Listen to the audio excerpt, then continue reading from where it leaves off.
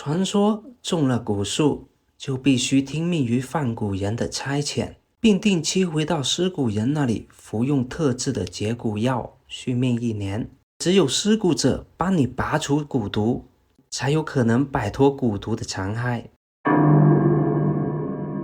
大家好，我是兔哥。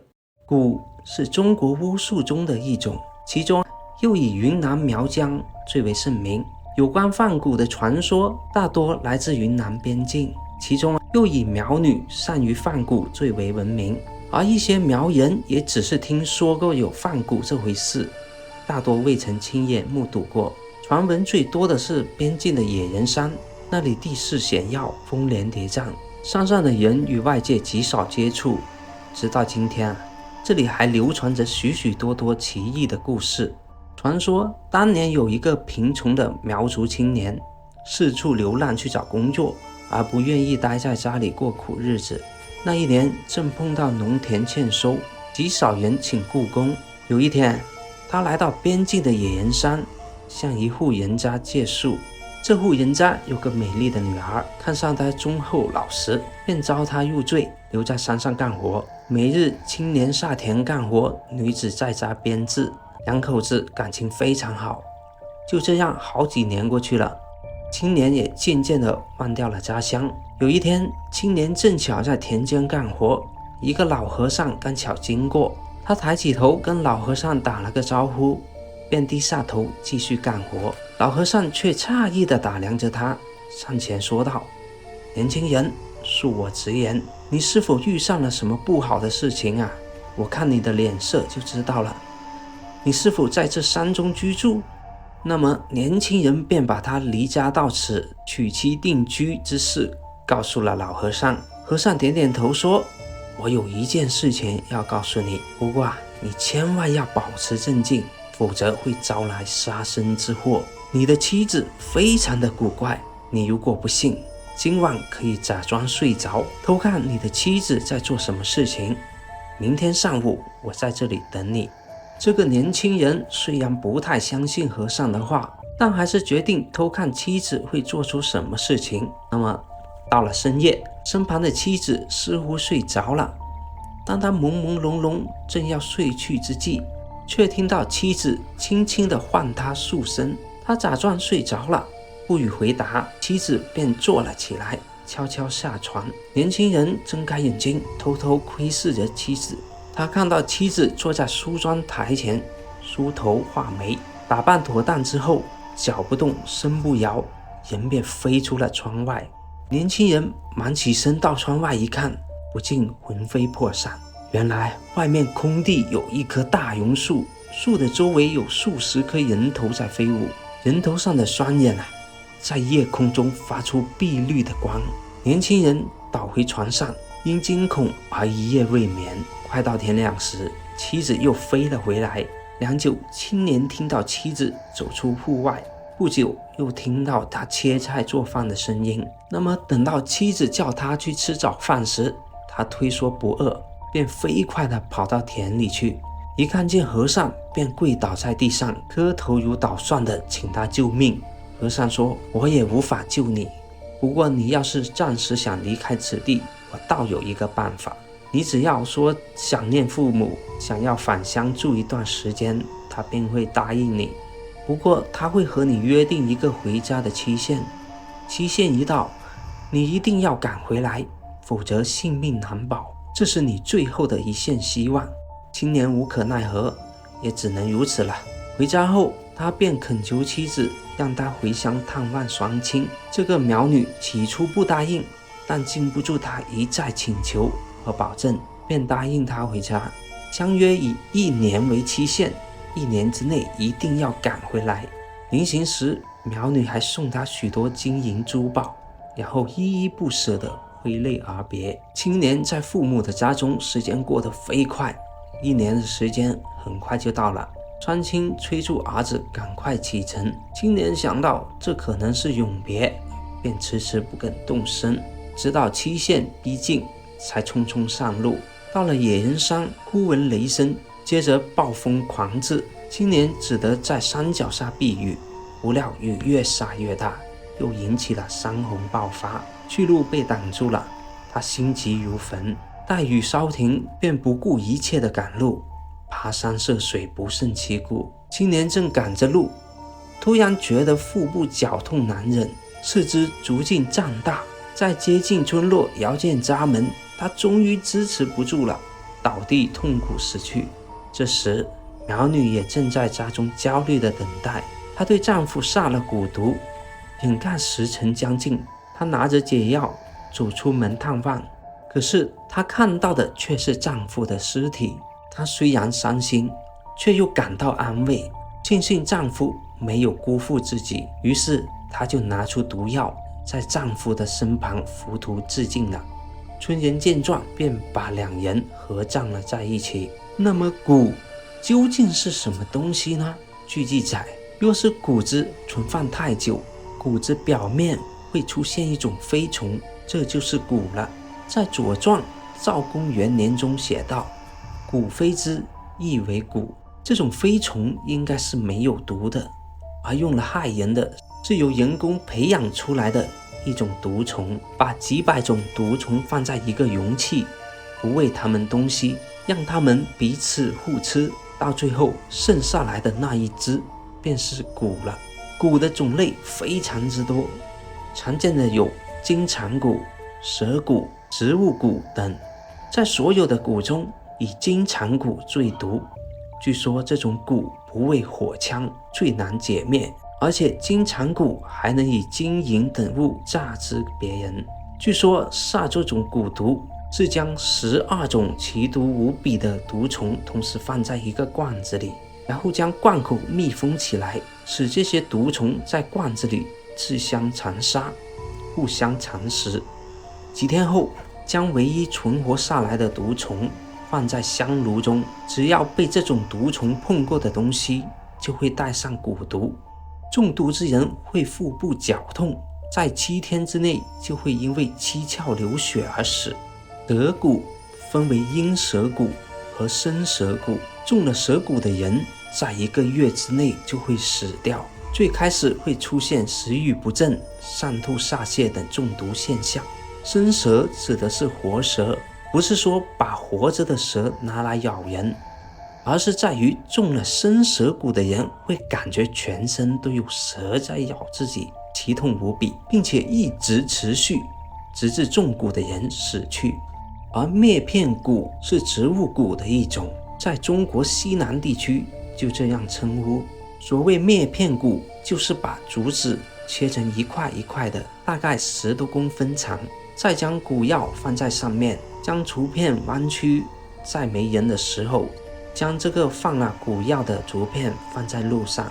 当有人从这条路经过的时候，不小心碰到这个弯曲的竹片，这个竹片就会弹起来打到行人的双脚，疼痛异常。过了一段时间，这个篾蛊就会通过脚蔓延到膝盖，然后脚会变得越来越小。中了这种蛊毒，一般会在4、5年之后死去。而古代治蛊毒的方法一般有2种，一是服用草药，二是祈告神明。在《后汉书》中写道：冬夏3月，用1根米色的绳索将荤菜和酒瓶连在一起，扑灭蛊毒。在大门上挂一支树杈，可驱邪。而在端午节时抹雄黄酒，也是为了驱毒去蛊。这就是中国民间习俗，立秋烧樟树叶，端午节在门口悬挂艾草辟邪。在房子四周撒雄黄驱蚊精的来历，如果是中了金蝉蛊，就用石榴皮煎汁来服用，便能解毒。相传一个竹林和尚研制了一种治蛊的解药，治好了不少中蛊的人。他的秘方是在每年农历5月初取桃子1枚，把皮碾成细末，拿2钱分量，再将3味药用米汤拌在一起，搓成药丸，给中蛊的人用米汤送服，毒就被解除了。中国的古人非常相信有蛊这回事。在历史上曾发生过数次宫廷内巫蛊作祟的事情。例如汉武帝时，丞相公孙贺之子和杨氏公主被朱安氏所诬陷，指公孙贺之子公孙敬升和杨氏公主通奸，危害武帝，埋墓在武帝经常通过的道路上，埋木偶为巫蛊。武帝信以为真，便把二人处死了。可见人们对巫蛊能害人之事是深信不疑的。所以历史上对巫蛊的查禁相当的严格，曾立有诛九族的法律，养蛊害人可以发家致富。那么就使得一些人就专门养蛊来挣钱。养蛊的人每年都会找个人来下蛊，这是因为如果3年之内都没有害人，养蛊的人自己就会中蛊而死。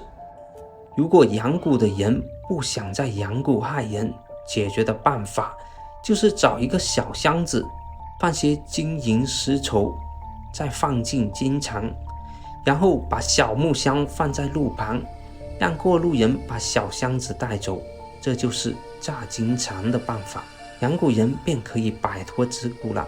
据说蛊术传女不传男，苗族是一个十分古老的族群，据说在部落时期就已经存在了。那时候的苗族还是一个母权制度的群体，女尊男卑。后来随着汉文化的不断融合，母权渐渐的消失了。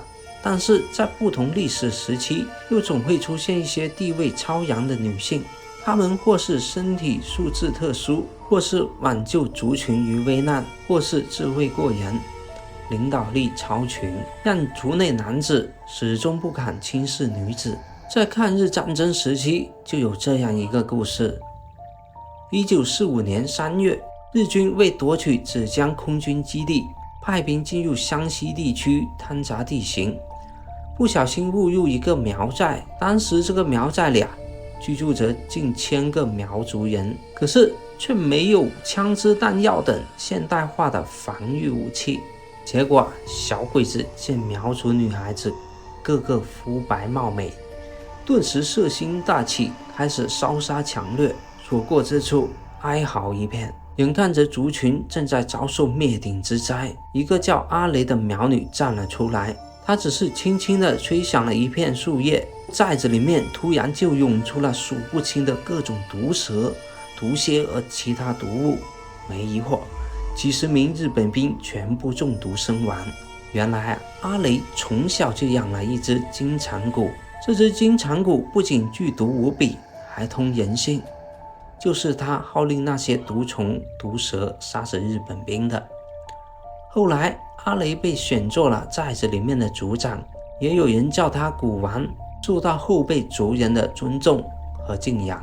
而在苗族也并非人人都会蛊术，因为蛊术相对于一般的蛊毒而言，修炼的门槛更高，培育的要求更刻薄，蛊虫也尤为厉害，所以大多数苗人只懂一些普通蛊虫的培养之术，厉害的巫蛊之术都是选择适合之人进行传授的，否则蛊术也不会如此的稀少神秘了。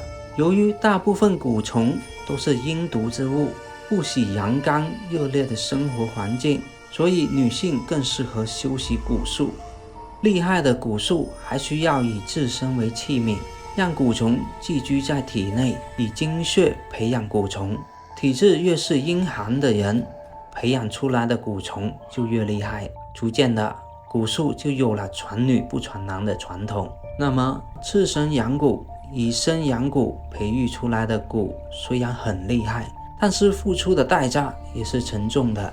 蛊本身就是阴毒之物，女子体质也属阴寒，特别是处女之身更是寒气逼人。当两者开始交融后，一般女子很难扛住这股阴气，轻则伤其根基，重则有性命之忧。所以他们往往会用一些外来物来辅助修炼，比如药浴就是一种很好的辅助方法。蛊女每日都要赤身裸体的浸泡在添加了各种中草药的浴桶里1个时辰，经过长年累月的时间，蛊虫吸食了主人大量的精血，再加上一些蛊术方法，可以让蛊虫与主人之间产生某种紧密的联系，从而达到驱蛊的目的。那么当今社会大家崇尚科学，虽然还不能完全解释蛊术的形成原因，但是科学家们通过史料记载和科学研究，已经证实了蛊术其实就是一种寄生虫。养蛊人通过各种方法，神不知鬼不觉地将这些蛊放入到被害人的体内，让被害人受折磨却查不出原因，这样就为蛊术平添了几分神秘色彩。据说以前的巫蛊术只有苗族里面的大师可以使用，但因为有许多外地人去骗苗女的感情，所以大巫师便教导苗女是蛊术，苗女便以蛊术以求安心。当外地人返回家时，若没依约定时间返回苗疆迎娶苗女，就会蛊毒身亡。所以各位要是有幸遇到苗家的女孩，可不要辜负了人家哦。好了，本期好奇探索就到这里，我们下期节目再见。